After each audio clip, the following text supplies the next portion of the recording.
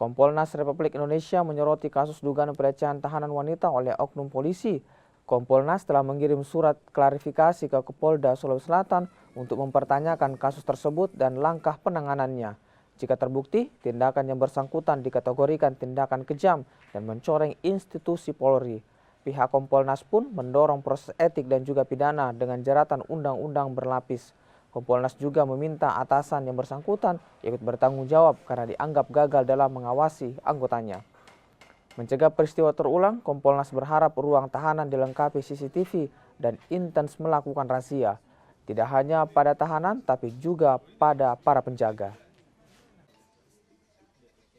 Dan jika pelaku memang benar melakukan tindakan tersebut, maka tindakan tersebut masuk kategori tindak pidana dan juga pelanggaran etik.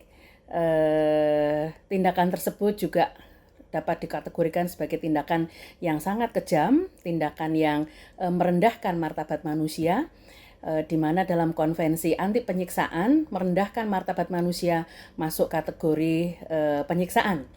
Nah, kami juga melihat jika betul tindakan tersebut dilakukan oleh pelaku, maka yang bersangkutan ini telah mencoreng nama baik institusi.